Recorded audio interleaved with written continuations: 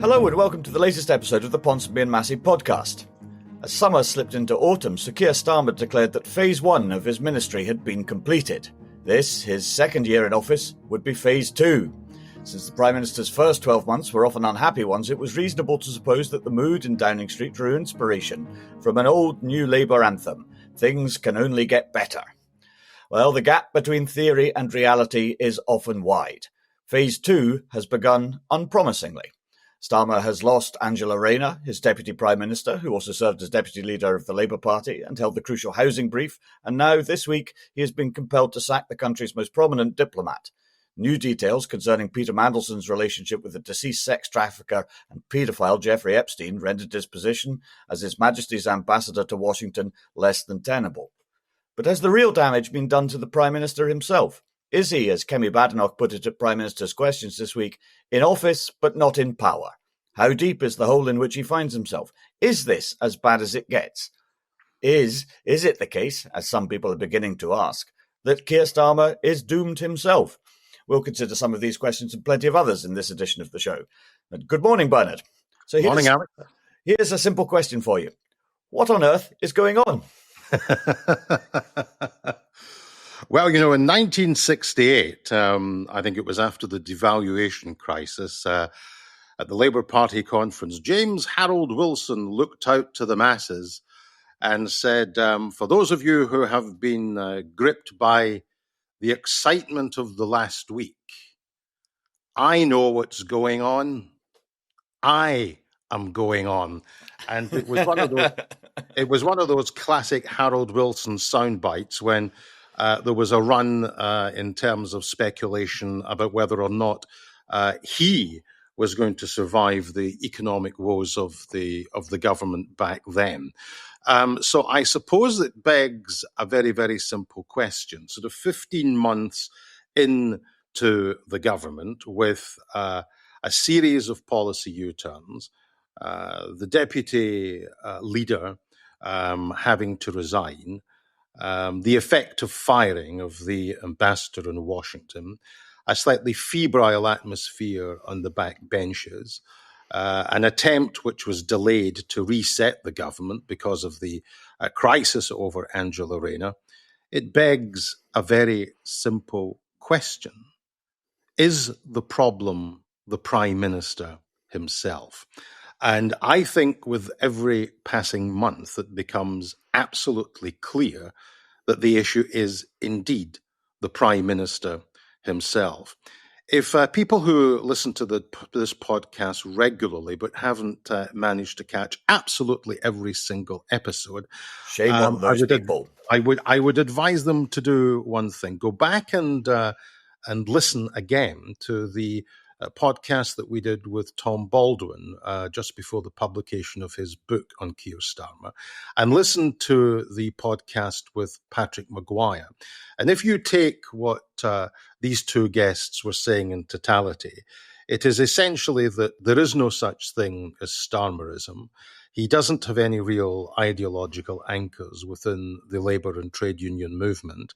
And in the case of Patrick Maguire's very informative commentary, which was the basis of the book, which he co-wrote, we get the situation where Starmer is propelled into the Labour leadership because he's the best option by his right-hand man, Morgan McSweeney. And I think it's become increasingly obvious that this is a Prime Minister without a coherent narrative, without a vision of what his government wants to do, without any real sensitivity about where the heartbeat of the country is at any one point. He doesn't have the moral courage of a Hugh Gaitskell. He doesn't have the political sense of Harold Wilson. He doesn't have the bruising abilities of a James Callaghan. And they're all coming home to roost. And for Labour MPs who were looking at the reshuffle last week, I mean, this is a Prime Minister who can't even sack a cabinet minister properly. He sacks Ian Murray. Why? I mean, why on earth was Ian Murray sacked in the first place? Well, perhaps to make way for Douglas Alexander, perhaps a return to the Blairites, perhaps the ideologically barren Prime Minister is groping around in the ideological wilderness and has found the fabled third way to try and dig him out of a hole. But I mean, why on earth was Ian Murray fired and then brought back the next day after a backlash at that particular sacking? These are not the actions of somebody who is on top of the job. And I think more and more Labour MPs will simply ask themselves, is this man going to get through the Parliament? Is this man going to get re-elected? And although I think we are some way from a tipping point issue, I'm increasingly of the view that he can't change because he doesn't have the political skill set, and that at some point in this Parliament, the PLP will go into revolt. Which is an extraordinary situation in which to find ourselves after, as you say, just 15 or so months in power, and with a working majority in the House of Commons of more than 150, with a Conservative Party, which is still the official opposition, that is still adrift at sea, if you like, that shows no great signs of recovering under Kemi Badenoch's leadership, and, if you like, then an unofficial opposition in terms of reform that, for all that they are leading the opinion polls and have done 4 months now, still is a party that only has 5 MPs. The journey from 5 MPs to 300 plus at the next election, which would be required to put Nigel Farage into Downing Street, is the kind of leap that hasn't been made in an awfully long time, if indeed ever, in British politics. So, if you look at that sort of underlying reality, then you would think, well, Starmer, this is a difficult period for him, admittedly after a series of difficult periods for the Prime Minister. He hasn't had an easy period, a happy period, really, since he came into office, with the exception of some of his manoeuvres on the international stage, where I think in general terms, he has conducted himself well. And of course, one of the ironies of the Peter Mandelson situation, and just as Angela Rayner's situation was untenable once not so much for the crimes that she had committed, not crimes, but the mistakes she had made in terms of her tax arrangements. Those were foolish. But what rendered her position untenable was the way in which she had been the sort of lead attack dog for the Labour Party when Conservative ministers had been embarrassed in broadly similar situations. And so you then have the hypocrisy aspect of the things, and that becomes very difficult to survive. With Peter Mandelson, there is the irony that Mandelson has, I think, in general, been seen to have been doing a good job as ambassador to Donald Trump's Washington, and that is a delicate position to hold. But Mandelson is credited with having done good work in terms of trade, where although the UK has not escaped scot-free from Trump's tariffs, it hasn't fared as badly as other countries, including other friendly countries. And Mandelson has a track record of accomplishment in his ministerial posts in the past. But of course, this is the third time he has been sacked or resigned from a prominent post. And so you then have questions of judgment come into play. It's the Prime Minister's judgment that is the issue here, much more than it is Peter Mandelson's judgment. And within that, and here we hear lots of whispering from Labour sources in Westminster and the Parliamentary Labour Party and so on, that actually the real problem here is Morgan McSweeney, because Mandelson had been a source of considerable advice to McSweeney, and it was McSweeney who had suggested that Mandelson, rather than a career diplomat, be appointed to the post in Washington. And so, you see that Mandelson then becomes a proxy, it seems to me, for a different battle, which is the battle within the Labour movement between those who like Morgan McSweeney and those who would like to be rid of Morgan McSweeney. And there is then within that, you have the further issue that it is always easier to blame the advisors than to blame the monarch himself. But most of the time, if there's a problem with the advisors, that is actually a reflection of the problem with the monarch itself. So to that extent, I think I agree with you that Starmer is the issue here, and it's his lack of a clear sense of what he actually wants to achieve in government that is the biggest problem here. If Keir Starmer was a factional leader, that would be fine. It might be bad news for the people within the Labour movement who disagreed with him, And the Labour Party is, of course, no great stranger to factionalism. But everyone would know what it is he is trying to do, where he is coming from.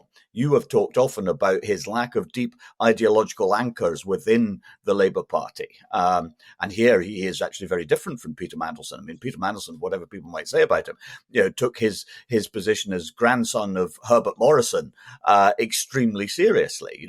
Viewed himself as a Labour man to his core. He couldn't be anything else.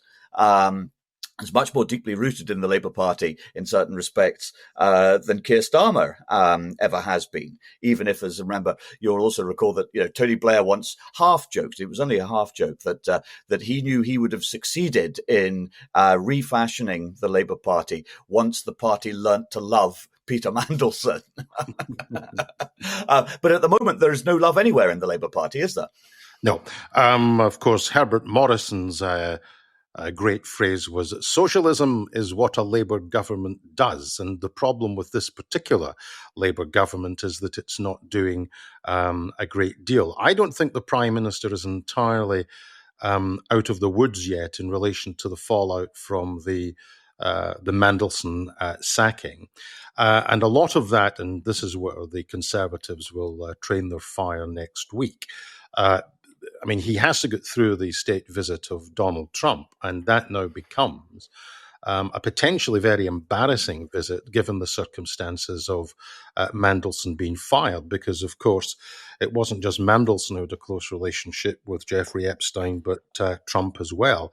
And they will even now be limiting the opportunities for reporters to throw questions to the American president, because the questions, if Trump submits himself to anything resembling a press conference next week, will not be about trade, and it won't be about tariffs and Scotch whiskey. It will all be about his relationship with Mandelson. And the obvious question to Trump is that the British Prime Minister has fired effectively the ambassador to Washington because of that relationship with Epstein, where new information apparently emerged. Did it? We perhaps could come back to that point. But given Trump's relationship with Epstein, he could face a whole series of really, really embarrassing questions with a very unseemly standoff with journalists, which would turn the visit into potentially a diplomatic disaster. So I think even now they'll be limiting any sort of questions which Donald Trump will have to take. On the specifics of the appointment, and again, there was a lot of comment yesterday, and alluding to your previous contribution, that this was Morgan McSweeney that was pushing for this appointment, and some people have suggested that indeed McSweeney was leaning on the Prime Minister in that particular direction. I think that it is utterly inconceivable, and McSweeney may well have lobbied hard and even persuasively. At the end of the day, this was a decision of the Prime Minister. And therefore, the key question, it's always that cliched questions, what did he know about Mandelson and when did he know it? Now, there was a story yesterday from Sky News, Sam Coates, the deputy political editor, which has been denied in categoric terms by Downing Street, that the security services had a number of red flags in relation to Mandelson's appointment. Not that they were saying, you can't do this, Prime Minister, but there were a number of red flags. If it's the case, and Downing Street's position is that the Sky story is not accurate, if it is the case, and this will come out because we know the way in which these stories mushroom and people are briefed and all the rest of it, if it's the case that the security services had real concerns about Mandelson being appointed because of his relationship with people in China and so on, because of his relationship with Epstein and what potentially might come out, if the Prime Minister decided to go ahead with the appointment when the security services were waving a whole series of red flags, then I think that's an extremely serious position for the Prime Minister, because these Bloomberg emails, which have been put out, on one level reveal a man who is enamored with people with money. Mm-hmm. And in the three resignations that Peter Mandelson has had to endure, there is a common factor. The first, the loan from a wealthy Labour MP of £250,000 26 years ago. So in today's money, probably double that. Representations in a passport for Indian billionaires, and Mr. Epstein, a criminal, a paedophile, a billionaire. You begin to see what the common theme is here. Mr. Mandelson seems to have a penchant for people who are stinking rich. And the content of some of those emails are, on some levels, beyond embarrassing, and on other levels, plain revolting, given that he was writing things with the full knowledge of the character of this man.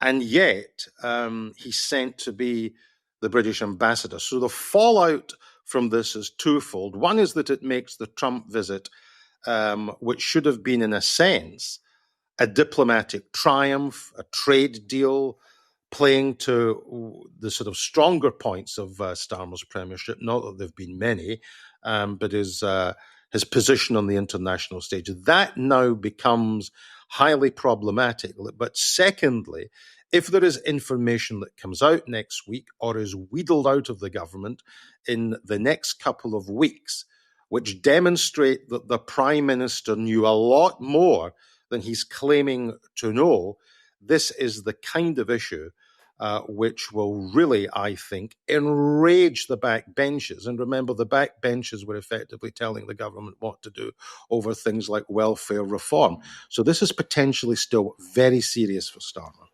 Yeah, I agree. I mean, I'm not sure that this is just a sort of late summer, early autumn storm that passes, or even if it does, it leaves a smell, if you like. It leaves a stain, and I think it is, it is never a good thing when you are resetting your government and so on for the reset to require a reset. And that is essentially where Starmer is now. And if you look at what Labour people are saying, I mean, I was struck by something Andy Burnham, Mayor of Manchester, said yesterday, where he deplored what he termed the Prime Minister's willingness to put party factions before party and country. And then he said, and for a senior and prominent and public Labour figure like Andy Burnham to say this is the strength of what he says, not just what he says that counts here and so on. He says, if Starmer keeps running a narrow and brittle political project, it will break him and could break the Labour Party. We need a government and party of all the talents and all the views. Now, of course, it is not difficult to suspect that Andy Burnham thinks that there is a sort of Andy Burnham-sized hole at the top of the government here. But I actually think, in one sense, Burnham is correct that Starmer's project is quite brittle. In another sense, however, and this goes back a little bit to what I was saying earlier, Zod, I think he's wrong in terms of a government of all the talents available within the Labour Party and all the views available within the Labour Party. I think one of Starmer's problems is that is actually the government he is leading, with the exception of the Corbynite wing, who have been exiled. That Starmer's government has all the views. So, on the one hand, it declares that economic growth is absolutely crucial to fulfilling the government's broader objectives. On the other hand, it raises taxes on business very considerably. And in its first budget, and everybody expects there to be further tax increases in its second budget. And these two goals, if you like, these two policy, or the policy ambition and then an actual policy delivery, contradict one another to some extent. So you have a push me, pull you government that it wants to build more houses, but not give carte blanche to developers. It wants to do all sorts of things, but not to the extent that anyone becomes a loser. It can't make up its mind. There is no clarity of direction. And that is a problem. And that goes back to the leadership in the end. You set clear goals, yes, but you then have to deliver on them. And that is where, Tony Blair was very successful in remaking the Labour Party. He had a clear view, and he was of the view that, not every view within the Labour movement is acceptable to this government. Not every view is going to be heard by this government or respected by the government I lead, because I think they are wrong. But Starmer isn't very good at telling people he thinks they're wrong. So it's a government that is all things to all people and therefore absolutely nothing. Yeah, and I think that people will be looking at the report card over the last 15 months and they will say the winter fuel payments was a spectacular own goal, which talks to a lack of political touch. The way in which the welfare reforms were introduced was again handled badly from a political perspective. If he'd simply said, we want to have people from welfare to work and that will save money, rather than starting with the money and trying to save £5 billion and doing it in a ham-fisted way, that speaks to a lack of political touch by the Prime Minister. And then they will look at all of these other issues, the taking of the suits. I mean, it's almost a non-story compared to what succeeded it. But it's not a good look. The optics of it are not good. And in the Angela Rayner situation, you have somebody who is there spearheading this drive for 1.5 million new homes, who comes from very, very modest circumstances, who has perhaps had a sort of slightly tough upbringing. And therefore, you would have thought, would you not, that she perhaps more than most people would have been sensitive to the optics of how she was conducting her own private affairs. So she's already in a house which is worth way over, perhaps double, what the average house price in the UK happens to be. And, one of the first things is that when there's a sniff of power, she's buying an £800,000 house in Brighton. And then when the whole stamp duty stuff emerged, what this says to Labour people is that, well, this is how the other lot used to behave. It's not how we should behave. And then there's the whole situation with Mandelson. I can imagine ordinary Labour Party members, I mean, forget the cabinet, forget Labour MPs, ordinary Labour Party members who were out campaigning hard for a Labour government to get rid of the Conservatives after 14 years, who would have known, everybody who canvassed for the Labour Party at the last general election would have known this was a tough gig, that this was a good election for the Conservatives to lose, and the tax and spend choices which the government was going to face during its period in office were likely to make it at some stage deeply unpopular. I think a lot of people who, when they knew they were going to win the election, factored that in. They almost accepted that. What I think ordinary party members find really, really, really difficult to come to terms with is that you can accept circumstances which all governments have to face, which make your government unpopular. What they cannot accept is that this is all self-inflicted, and a lot of it is self-inflicted in such a way where the current lot look every bit as incompetent and every bit as sleazy as the last lot. And for that reason, I think there is despondency and real anger in parts of the Labour base, and the buck stops with the guy at the top. The buck stops with the Prime Minister. And the question is whether or not he's incapable of turning this around. And my view would be, is because of the lack of ideological anchors, because of the lack of vision, because he's not one for details of policy, I don't think that he's capable of turning this around. And there will come a point in this Parliament, and it will be, I think, perhaps sooner rather than later, when they're going to ask themselves the question, do we need to replace the leader? Because the other consequence of this, and with Labour tanking in the polls, is that and Professor Sir John Curtis had his observations the other week on this. I've always said, oh, rest easy in your bed. Rest easy in your bed. Nigel Farage is not going to become Prime Minister because the electoral system will ensure that they can gather millions and millions and millions of votes, but it won't translate into a working majority at a general election. Well, I suppose I'm going to have to review that now, because when I was saying that, I was accepting that the Conservative Party vote was going to collapse, and I was accepting that the Conservatives were finished in relation to the next election. But one of the consequences of the inability of Starmer to get on top of issues is the fact that if the Labour vote collapses and the Conservative vote collapses, you have to entertain the possibility that Reform UK might win a general election. I still think it's on balance unlikely, but one of the consequences of this incompetence is that the two parties of the mainstream left and the mainstream right being regarded as equally incompetent is there's now a gap in the market. And of course, what again does Starmer do in relation to the threat of Reform UK?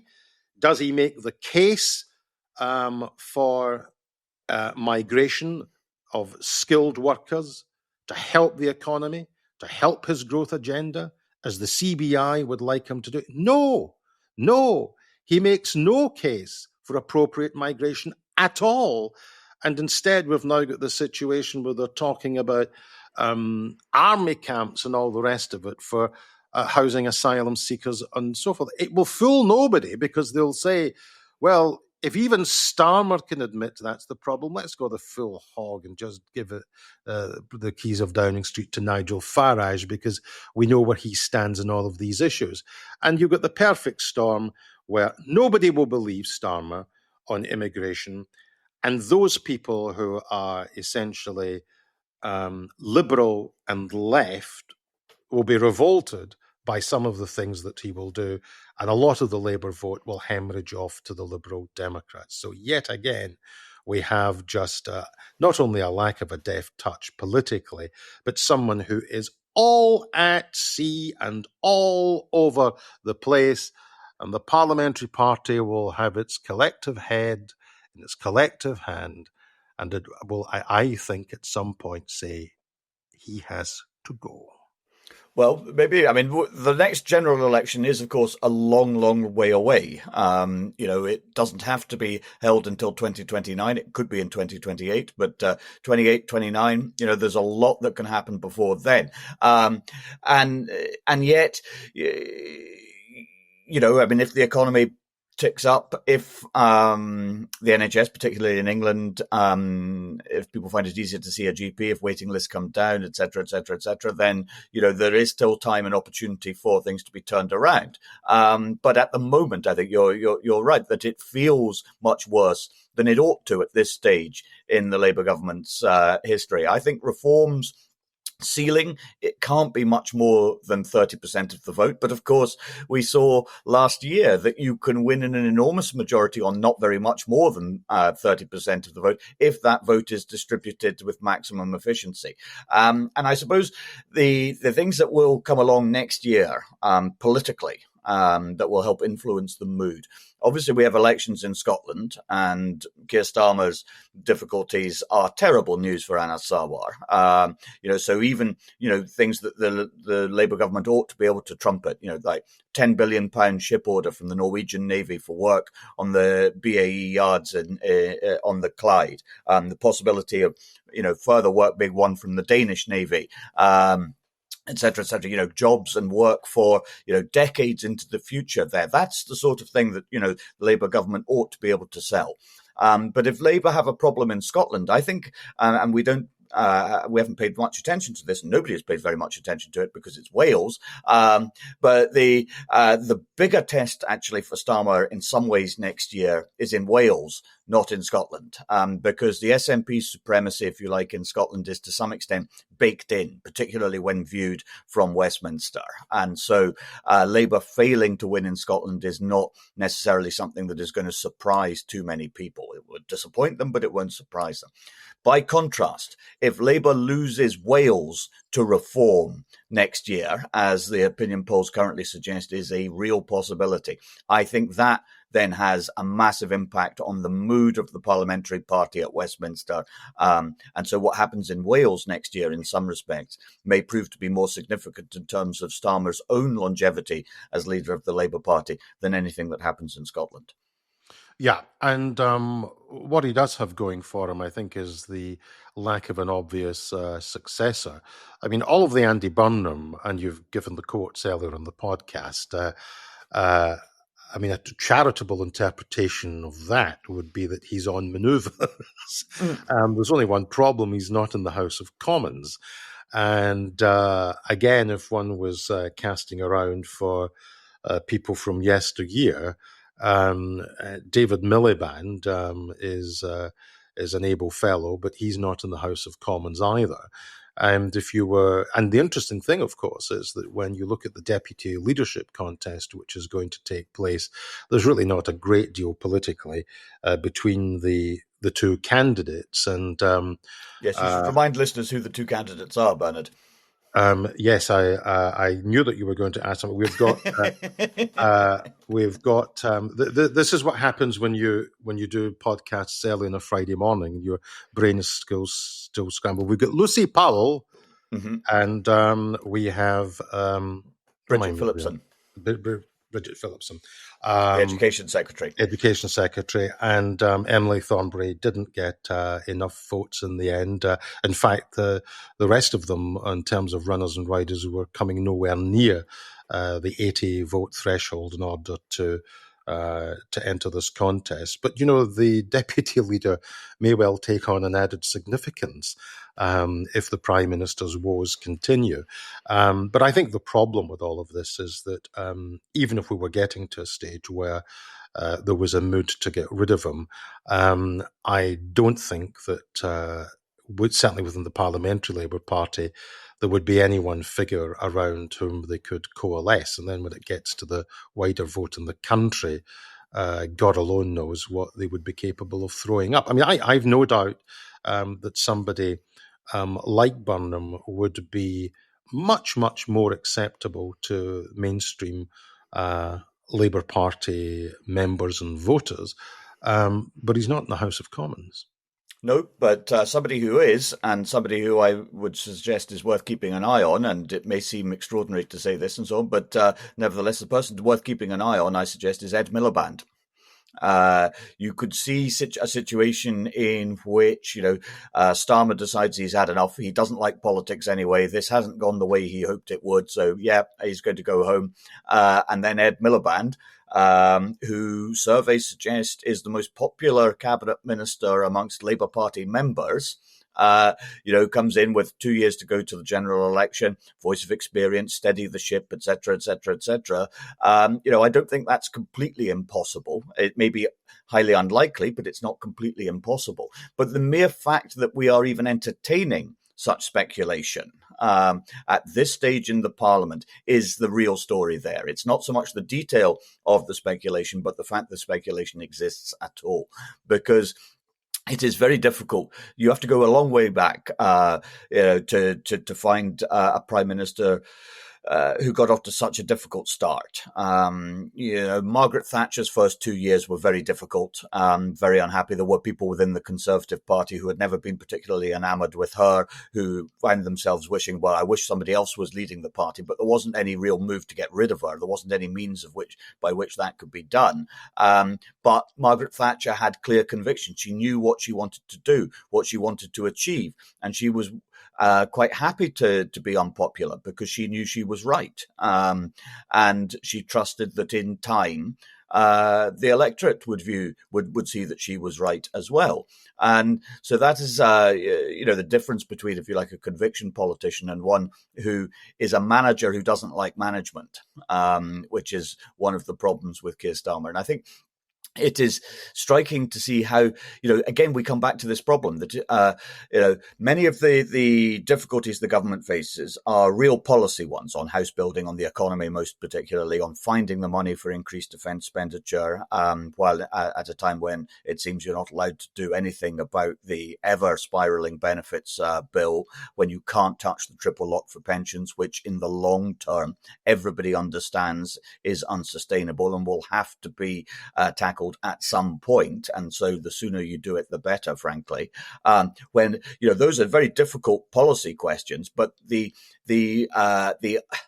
way in which politics is how you address many of these policy questions, and so it is a real problem, I think, that you have a prime minister who isn't just sort of unpolitical, is actively hostile to politics. And he doesn't manage the Parliamentary Labour Party particularly well. He's not interested in it. He's not the first prime minister to look at his backbenchers and think, well, who the hell are you and what on earth are you? But when you are in trouble, it is useful to have a deep relationship with the party, and that absence, which is something you've talked about many times on the show, Bernard, is a weakness at present for Keir Starmer, and it's not impossible for him to turn things around, but it does seem likely that he will need help from outside forces, by which I mean events, to help him turn things around at present, rather than getting a grip on things and, if you like, imposing his will on the government and through the government on the country, because that doesn't seem to be the kind of prime minister that Keir Starmer is. Of course, it's possible to turn things around. But in order to turn things around, you have to have a sense of mission, you have to have a sense of drive, you have to have a policy perspective. And he's not the kind of individual that likes to take unpopular decisions, or he takes decisions without thinking them through. Then he discovers that they're unpopular, and then he's forced into making a U-turn. I mean, to a certain extent on this issue of taking tough choices. It's one of the themes of this podcast, where we say, politicians are entitled to say we're going to spend money on A, B, C, and D. But what they don't have an appreciation of is that they can't spend it in E, F, G, and H. That all politics comes back to tough choices, and with finite pools of money, they have to be able to explain away why they go for some policy choices over others. And if you're prioritizing certain policies, you have to cast around and say, are other policies sustainable? Is the triple lock sustainable, and so on and so forth? In that sense, perhaps the interesting member of the government is Torsten Bell, who probably behind the scenes is playing devil's advocate with the Chancellor about exactly these issues of tough policy choices. And if you've read the kind of things that he's written about in the past in terms of taxing wealth, whether you agree with it or not, there is a certain ideological coherence to it, but it is probably the kind of thing which Starmer is not going to go for, because at the end of the day, he's also a poor communicator. And one of the things is that if you're going to eyeball the country and say, this is the nature of tough choices, this is why we're taking them, these are our values, and this is the end game of these policies, you have to be a supreme political communicator in order to do that, as well as being able to do intellectually the heavy lifting in terms of explaining the policy. And I'm afraid that he doesn't do that. So even if, of course, you can always have the ability to change things around, but it would mean Keir Starmer effectively playing against type. And the fact that he came to politics relatively late in life, the fact that he was propelled in to the top job, the fact that he doesn't really have a feel for the party, the movement, and I would say even where mainstream political opinion lies in the country, will come back to haunt him. So I suppose, and we should both give our predictions on this. A very simple question, perhaps, to end the podcast with, and you can go first. Oh, thank you. We both agree that Kemi Badenoch will not lead the Conservatives into the next election. I think we both agree. I'm not certain about that, actually. Anymore. Oh, right. Okay. Okay. But we'll talk about that. We'll talk about them in some other show. We'll talk some other show. Well, two questions. She will not lead the Conservatives into the next election, in my view. So, what's your view? Will she lead them into the next election, and will Starmer lead Labour into the next election? Oh, well, I suppose one should say it's unlikely that they both will. And in that sense, it is more likely that Kemi Badenoch will be replaced as leader of the Conservative Party than Keir Starmer will be replaced as leader of the Labour Party and as Prime Minister. It would be really quite extraordinary, barring any kind of personal misadventure or scandal, for a Prime Minister elected with such a thumping majority to fail to see it through to fail to serve a full term, and so extraordinary that I find it quite difficult to contemplate. Actually, but astonishing things do happen in politics the whole time, and I still think it is more likely that Starmer faces the electorate for a second time than that he does not. But, only a few months ago, I would have said it was fairly preposterous to suppose that he would be replaced before the next general election. It is now no longer completely preposterous that he would be. If you like, I think the chances have gone up from sort of 5% to 25%, if I had to put numbers on it. So I still think it is more likely than not, but it is no longer completely inconceivable that he would be replaced. Well, the Conservatives historically are much more ruthless in dispensing with leaders who look like electoral liabilities. And I don't think she's cutting it. I don't think she's cutting it in the country. I don't think she's cutting it at Prime Minister's questions. And I think they'll let her run just a little longer. And she will be replaced. She will not lead the Conservatives, in my view, into the next election. And for the reasons that I've given, lack of political touch, lack of political vision, a sense in which the government continues to drift and not being able to get a handle on things, I think the template which has been there for the first 15 months of this Labour government, unfortunately, is going to continue. And I think the Parliamentary Party, who are already dictating to the Cabinet anyway on so many other things, will come to the conclusion that he is not the person to lead Labour into the next election. And so for that reason, I will put my head on the chopping block and say both Keir Starmer and Kemi Badenoch will not lead the respective parties at the next general election. But we'll see how it all unfolds. But from this edition of the podcast, it's a goodbye from me. And it's a cheery goodbye from me.